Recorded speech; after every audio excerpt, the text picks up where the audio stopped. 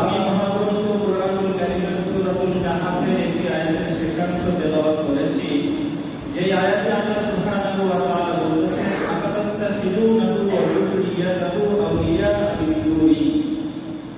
আল্লাহ সুবহানাহু ওয়া তাআলা বলেন যে তোমরা কি শয়তানকে এবং শয়তানের দোসরদেরকে, শয়তানের চেলা চামুন্ডাদেরকে তোমরা কি বন্ধুরূপে গ্রহণ করেছো আমাকে বাদ দিয়ে? আফাতাত্তাখিযুনাহু ওয়া যুররিয়াতাহু আউলিয়া মিন দুনি। অর্থ হচ্ছে তোমরা কি আমাকে ছেড়ে দিয়ে ইবলিস ও তার দোসরদেরকে বন্ধুরূপে গ্রহণ করেছো? অথচ লাকুম আদু, অথচ তারা হচ্ছে তোমাদের প্রকাশ্য শত্রু। বিসালিল যালিমিন। আর আল্লাহ সুবহানাহু ওয়া তাআলা বলেন যে জালিমদের জন্য তা কতই না নিকৃষ্ট। এই আয়াতের শাব্দিক অর্থ হচ্ছে এটা। এই আয়াত দ্বারা আল্লাহ তাআলা বোঝাতে চাচ্ছে যে তোমরা শয়তানকে এবং শয়তানদের যে চালাচামুন্ডা রয়েছে তার যে সন্তানাদি রয়েছে, শয়তানের সন্তানাদি আপনারা জানেননি। শয়তানের কত পরিমাণ সন্তানাদি হয় যেটা বলতে গিয়ে আমি দেখলাম, আমাদের যদি একটা কারো সন্তান হয়, শয়তানের দুইটা সন্তান হয়। শয়তানের কয়টা সন্তান হয়? দুইটা। কারণ মানুষকে সে ধোঁকা দেওয়ার জন্য আল্লাহ তাআলা একটা মানুষ সৃষ্টি করার সাথে সাথে ফেরেশতা নিযুক্ত করেন একজন, কিন্তু শয়তান তার পিছে বেরিয়ে দেয় দুইজন, যাতে তাকে মিসগাইড করা যায়, যাতে তাকে ধ্বংস করা যায়। এই জন্য আল্লাহ তাআলা বলতেছেন, আফাতাত্তাখিযুনাহু ওয়া যুররিয়াতাহু আউলিয়া মিন দুনি। তোমরা কি আমাকে ছেড়ে দিয়ে সন্তান এবং শয়তানের যুররিয়া মানে সন্তানাদি, শয়তানের সন্তানাদিকে তোমরা কি বন্ধুরূপে গ্রহণ করেছো?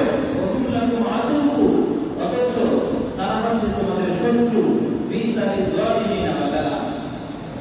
আল্লাহ তাআলা বলতেছেন যে শয়তানের যে কর্মকাণ্ড কতই না নিকৃষ্ট, জালিমদের জন্য তা কতই না নিকৃষ্ট। তাহলে এই আয়াতের শাব্দিক অর্থ থেকে আমরা বুঝে নিয়েছি যে আজকের আলোচনা হবে শয়তান প্রসঙ্গে।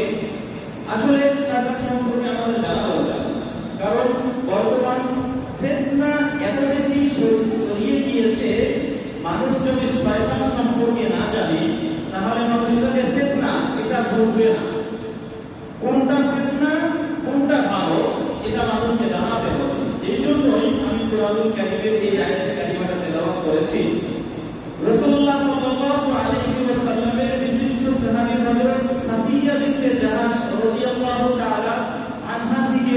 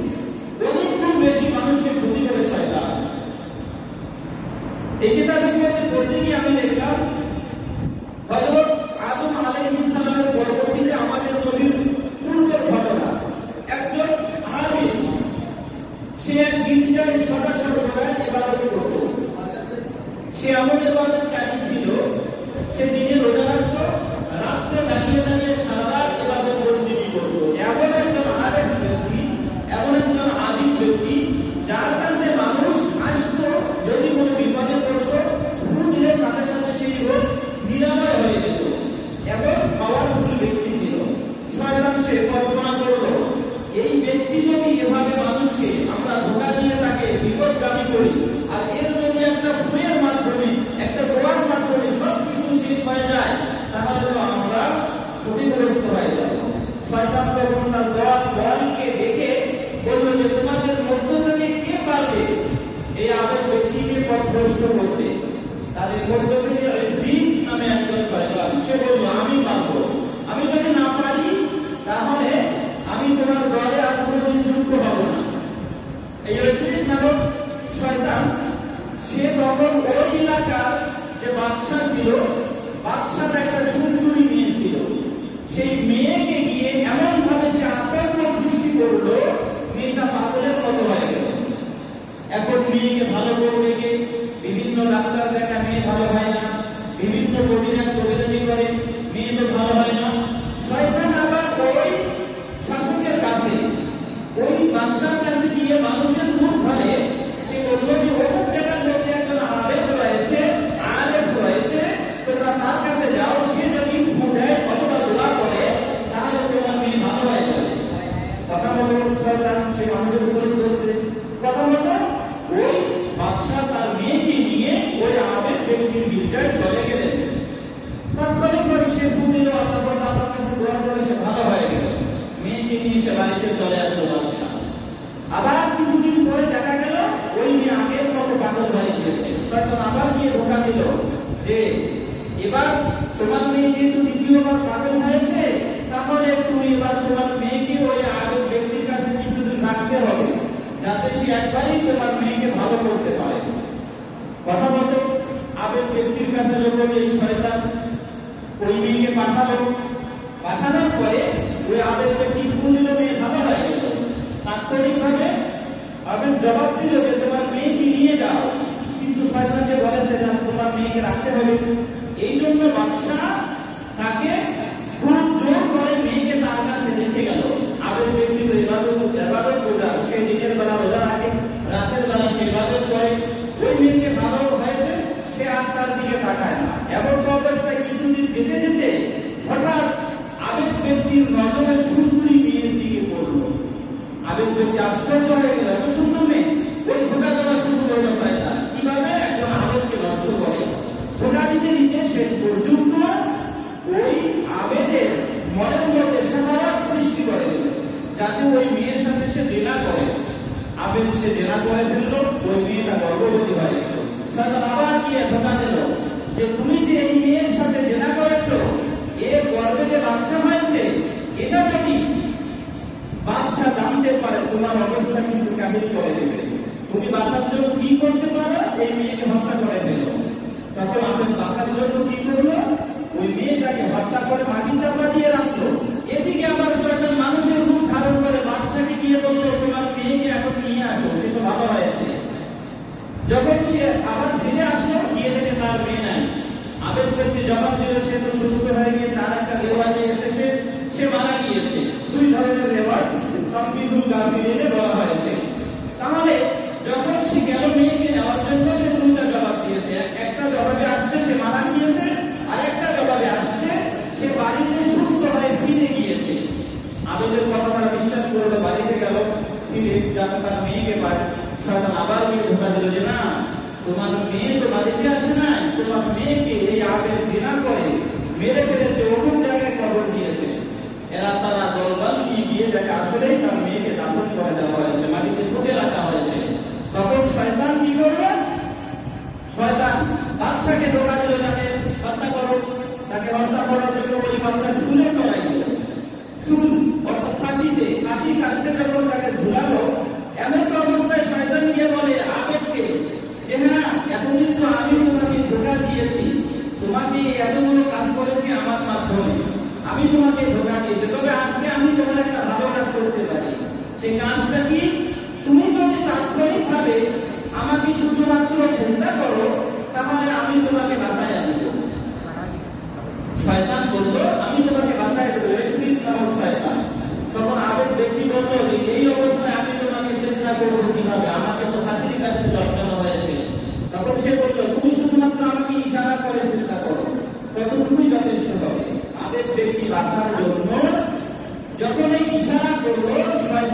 বলে, দূরে চলে গেল যে আমার কাজ হাসিল হয়ে গিয়েছে, এখন তুমি যেভাবে আছো সেভাবেই থাকো। অর্থাৎ একজন আগের ব্যক্তিকে কিভাবে শয়তান বিভিন্ন কৌশলে ধোঁকা দিয়ে বিপদগামী করতে পারে তার একটা প্রমাণ হলো এটা। তাহলে একজন মানুষের প্রকাশ্য শত্রুকে, সাধারণভাবে একজন ভাই তার ভাইয়ের শত্রু হয় কি নিয়ে, সম্পদ নিয়ে হতে পারে, বা তার হিংসা করার মাধ্যমে তাকে সে শত্রু হতে পারে। কিন্তু আল্লাহ সুবহানাহু ওয়া তাআলা বলতেছেন, আমাদাত্তা সিজুনাহু ওয়া যুররিয়াতাহু আউলিয়া মিন দুনি, তোমরা কি আমাকে বাদ দিয়ে শয়তানকে এবং শয়তানের বন্ধুদের, শয়তানের চালাচামুন্ডাদেরকে তোমরা কি বন্ধুরূপে গ্রহণ করবে? এটা হতে পারে না। তাই আমরা শয়তান থেকে আমাদেরকে কিভাবে বাঁচতে হবে, আপনি কিভাবে বাঁচবেন, আপনাকে বাঁচার মতো রাস্তা শয়তান রাখে নাই। আল্লাহ সুবহানাহু ওয়া তাআলা সূরাতুল আরাফের মধ্যে বলেন, শয়তানের বর্ণনা দিয়ে শয়তান বলতেছে, না উদান্না লাহুম, আমি তোমাদেরকে অবশ্যই পেতে বসে থেকে ধোঁকা দেব, মিন বাইনি আইদিহিম, সামনে থেকে, মিন খালফিহিম, পেছন থেকে, ডান থেকে, বাম থেকে, চতুর্দিক থেকে শয়তান আপনাকে ধোঁকা দেবে, আপনাকে বিপদগামী করার জন্য চেষ্টা করবে, আপনি বাঁচতে পারবেন না। তবে বাঁচার জন্য আল্লাহ সুবহানাহু ওয়া তাআলা কুরআনুল কারীমের কিছু সূরা নির্দিষ্ট করে দিয়েছেন। যদি আপনি তেলাওয়াত করেন তাহলে শয়তানের ধোঁকা থেকে বাঁচবেন। নতুবা পৃথিবীর কোনো ঔষধ নেই যে শয়তান আপনার কাছ থেকে তাড়ানো হবে। কোনো ঔষধ পেলে শয়তানকে তাড়ানো সম্ভব নয়। আল্লাহ সুবহানাহু ওয়া তাআলা কুল আউযু বিরাব্বিন নাস একটি সূরা নাযিল করেছেন। এই হাদিসের ব্যাখ্যায় এসেছে যে কুল আউযু বিরাব্বিন নাস, মালিকিন নাস, ইলাহিন নাস, এই সূরাটা যারা তেলাওয়াত করবে, তেলাওয়াত করার সাথে সাথে শয়তান তার কাছ থেকে দূরে চলে যাবে। বলুন সুবহানাল্লাহ। হযরত আব্দুল্লাহ ইবনে আব্বাস রাদিয়াল্লাহু তাআলা আনহু থেকে বর্ণিত হচ্ছে যে শয়তান যেমন জিনের অন্তরে প্রবেশ করে তেমনি মানুষের অন্তরেও প্রবেশ করে এবং তাদের অন্তরে কোমরে ঢোকা দেয়। এরপর তারা আল্লাহ তাআলার নাম উচ্চারণ করলে তখন শয়তান তাদের অন্তর থেকে দূরে চলে যায়। তাহলে শয়তানকে দূরে সরানোর একটাই পথ, যদি আপনি আল্লাহ তাআলার জিকির করেন এবং আল্লাহ তাআলার জিকির যদি কারো অন্তরে জারি থাকে তাহলে শয়তান তার কাছ থেকে দূরে থাকবে। নতুবা কোনো সিস্টেম নাই, আপনি শয়তানকে দূরে রাখবেন। শয়তান আপনাকে এমন ভাবে ধোঁকা দেবে, কিতাবে এসেছে যে মানুষ যখন নামাজে দাঁড়ায়, এই নামাজের মধ্যেও শয়তান মানুষকে ধোঁকা দেওয়ার জন্য তার যে বাহিনী আছে তার বাহিনীদেরকে নিয়ে বৈঠক করে। আপনি নামাজে আসছেন, নামাজে আসার আগেই আপনাকে কিভাবে ধোঁকা দেওয়া যায় শয়তানের বৈঠক হয়ে গিয়েছে। কিভাবে আপনাকে সে ধোঁকা দেবে, নামাজে আসছেন তার ধোঁকাকে উপেক্ষা করে, আসার পরেও আপনাকে ছাড়বে না। এখানে বলা হচ্ছে যে নামাজের সময় একজন ইবলিস তার বাহিনী ও দোসরদের চারিদিকে পাঠিয়ে দেয়, তারা যেন মানুষকে নামাজ থেকে ফিরিয়ে রাখে। তারা এসে মানুষকে নামাজ থেকে বিরত রাখতে চায়। বিরত রাখা সম্ভব না হলে তারা এমন ভাবে মানুষকে ধোঁকা দেয়, মানুষ যেন নামাজের তাসবিহ কোন জায়গায় কোনটা পড়তে হয় সেই জায়গাগুলোর মধ্যে তারা ভুল লাগায় দেয়। অর্থাৎ সেজদার তাসবিহে রুকুর মধ্যে পড়ে, রুকুর তাসবিহে সেজদায় পড়ে, আত্তাহিয়াতুর জায়গায় অন্য সূরা পড়ে, এভাবে সে ভুল লাগায়। এখানে বলা হচ্ছে যে যেন নামাজের রুকু, সেজদা, তাসবিহ ও দোয়া সমূহে যথাযথভাবে আদায় করতে না পারে সে চেষ্টা সে করতে থাকে। তাও সম্ভব না হলে, তাও যদি সম্ভব না হয়, আপনি করতেছেন নামাজ, আপনার নামাজ চলতেছে, কোন একটা তাসবিহ ভুল হলো না, এর মধ্যে সে অর্থাৎ পারলো না আপনাকে ধোঁকা দিতে। বলা হচ্ছে যে আপনাকে এই জায়গার মধ্যে এমন একটা চিন্তা এনে দিবে, ওই বাড়ির চিন্তা।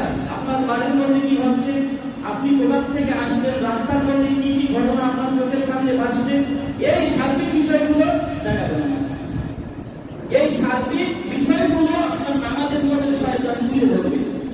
তুলে ধরে ধরে আপনাকে শয়তান নামাজ সঠিকভাবে পড়তে দেবে না। এই বিষয়গুলো আমাদের হয় না, আপনাদের হয় কি না হয়? মানে আমাদের হয়, নামাজের মধ্যে হঠাৎ ভুল হয়ে যায় না। কারণ কি? শয়তান আপনাকে ভালো করে নামাজ পড়তে দেবে না। শয়তান তার বাহিনী নিয়ে সদা সর্বদা প্রস্তুত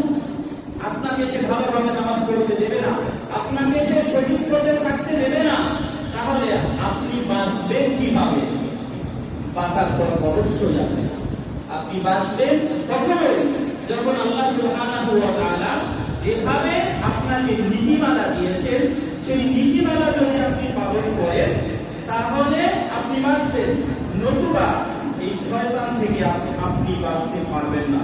আল্লাহ সুবহানাহু ওয়া তাআলা কুরআনুল কারীমে একাধিক আয়াতে এই শয়তানের পরিচয় সম্পর্কে বলেছেন।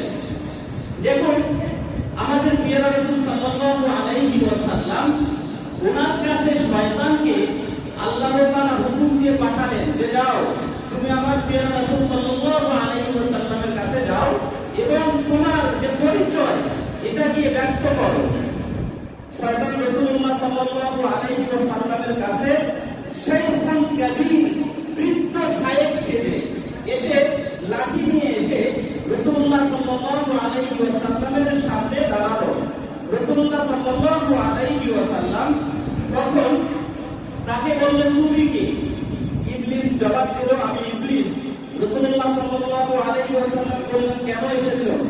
ইবলিস বলল আল্লাহ পাক আমাকে আপনার কাছে এসে আপনার সব প্রশ্নের উত্তর দেওয়ার জন্য আদেশ দিয়েছেন। রাসূলুল্লাহ সাল্লাল্লাহু আলাইহি ওয়াসাল্লাম তখন বললেন হে অভিশপ্ত শয়তান, আমার উম্মতের মাঝে তোর শত্রু কতজন আছে? ইবলিস বলল 15 জন। অর্থাৎ মানব জাতির মধ্যে 15 ধরনের মানুষ হচ্ছে শয়তানের শত্রু, মানে শয়তান তাদেরকে ধোঁকা দিতে পারে না। এই হলো 15 জন মানুষ। কারা কারা? তাদের ব্যাখ্যায় বলা হচ্ছে শয়তান প্রথমে বলল আপনি, মানে রাসূলুল্লাহ সাল্লাল্লাহু আলাইহি ওয়াসাল্লাম শয়তানের প্রকাশ্য প্রথম শত্রু। তার মানে রাসূল সাল্লাল্লাহু আলাইহি ওয়াসাল্লামকে শয়তান ধোঁকা দিতে পারে না বা পারবেও না। এরপর বলা হচ্ছে ন্যায়পরায়ণ শাসক যারা তাদেরকে ধোঁকা দিতে পারবে না। বিনয়ী ও নম্র ব্যক্তি, সত্যবাদী ব্যবসায়ী, আল্লাহর ভয় ভীত আলেম ওয়ালা, কল্যাণকামী মুমিন, দয়াবান মুমিন ব্যক্তি, তওবার পর আবার তওবাকারী, অর্থাৎ যার তওবা চলমান থাকে, যে তওবা থেকে পিছপা হয় না, হারাম বর্জনকারী, যে কোনো হারাম কাজ করে না, সর্বদা উযুর হালতে থাকে যে ব্যক্তি, ওই ব্যক্তি গরিব দানশীল মুমিন বান্দা, ভালো চরিত্রের অধিকারী মুমিন বান্দা, মানুষের উপকারী মুমিন বান্দা, কোরআনের হাফিজ, যে সদা সর্বদা কোরআনুল কারীম তেলাওয়াত করে, এবং মানুষ যখন অগরে ঘুমায়, যখন সে রাতে দাঁড়িয়ে তেলাওয়াত করে এবং নামাজে দাঁড়ায়, এই 15 জন ব্যক্তি হচ্ছে এমন যাদেরকে শয়তান ধোঁকা দিতে পারে না। এই জন্য শয়তানের প্রকাশ্য শত্রু হলো মানুষের মধ্যে এই 15 জন। এরপর আবার রাসূলুল্লাহ সাল্লাল্লাহু আলাইহি ওয়াসাল্লাম শয়তানকে আবার জিজ্ঞেস করলেন যে আমার উম্মতের মাঝে তোমার বন্ধুর সংখ্যা কত? মানে তুমি যাদেরকে বশ করে ফেলেছো, যাদের সাথে তোমার বন্ধুত্ব হয়ে গিয়েছে তারা কারা?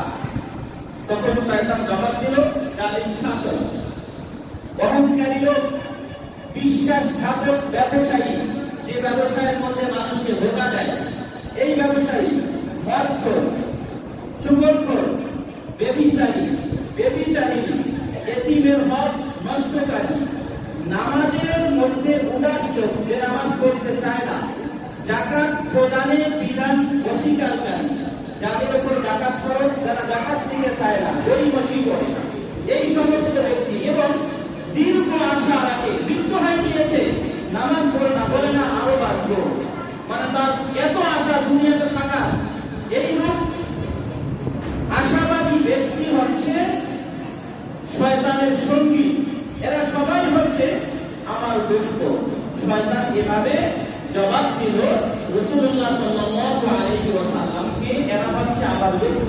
তাহলে আপনারা দেখেন এই হাদিসের ব্যাখ্যা হলো যে 1 নম্বরে জালিম শাসক, 2 নম্বরে অহংকারী লোক। এই অহংকারী ব্যাখ্যায় আমি অনেকগুলো হাদিস পড়েছি আজকে, যে শয়তানের প্রথম কাজে হচ্ছে মানুষের মধ্যে অহংকার ঢুকে দেওয়া। শয়তানের মূল কাজ কি? মানুষের মধ্যে অহংকার পয়দা করে দেওয়া। সে যতক্ষণ পর্যন্ত একটা মানুষের মনের মধ্যে অহংকার সৃষ্টি করতে না পারবে, ততক্ষণ পর্যন্ত সে একটা মানুষকে ধ্বংস করতে পারে না, মিসগাইড করতে পারে না। সম্মানিত মুসলিম, আমাদের সম্মানিত এমপি মহোদয় চলে এসেছে, আপনারা একটু নাস্তা করে যান। আসসালামু আলাইকুম ওয়া রাহমাতুল্লাহ।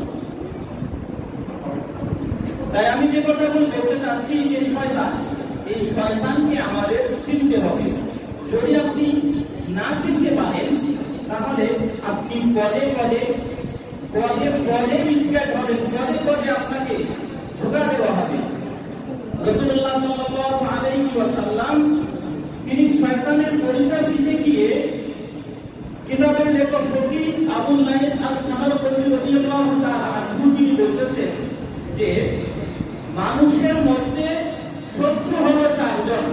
শয়তানের মানুষের মধ্যে শত্রু হলো চারজন। তার মধ্যে একজন হচ্ছে এই শত্রুদের শত্রুতা থেকে বাঁচার জন্য তোমাকে অবিরাম চেষ্টা করতে হবে।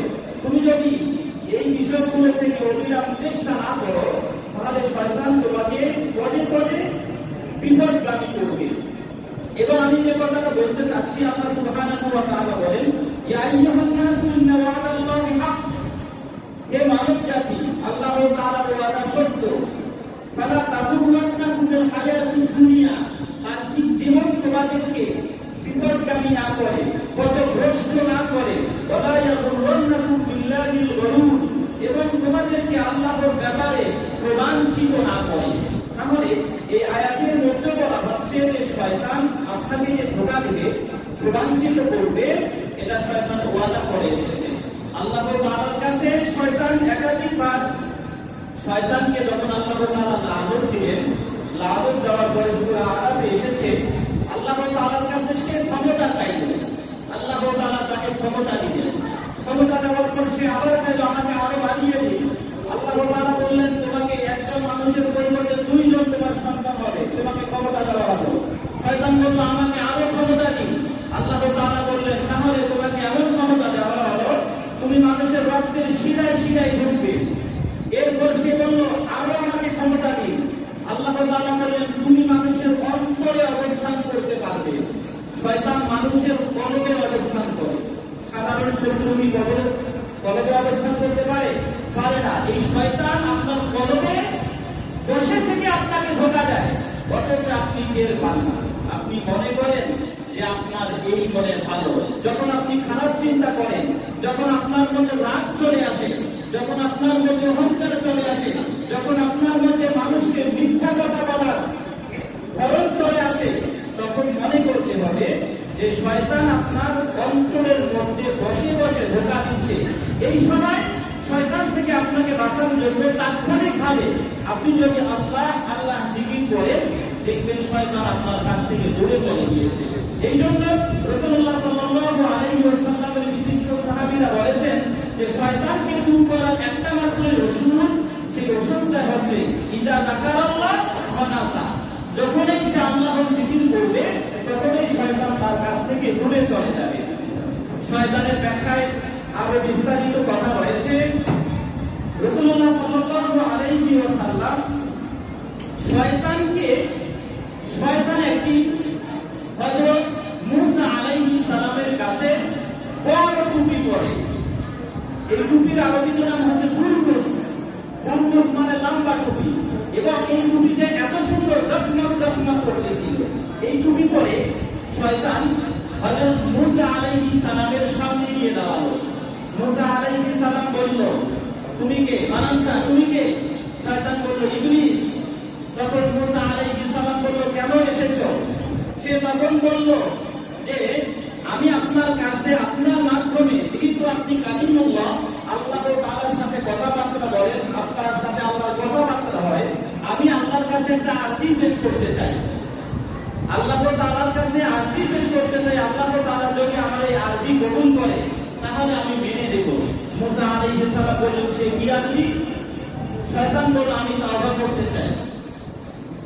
ঠিক আছে, মূসা আলাইহিস সালাম খুশি হয়ে গেল। শয়তান তওবা করবে, আল্লাহ তাআলার কথা মেনে নেবে, এটা খুশি হওয়ার কথা না। মূসা আলাইহিস সালাম খুশি হয়ে তিনি সিজদায় পড়ে গেলেন। সিজদায় পড়ে আল্লাহ তাআলাকে ডাকলেন যে শয়তান তো আপনার কাছে তওবা করতে চায়। আল্লাহ তাআলা ওহী পাঠিয়ে বললেন, শয়তান তওবা করবে না, কারণ সে তওবাকারী ব্যক্তি নয়, তওবাকারী সৃষ্টি নয়।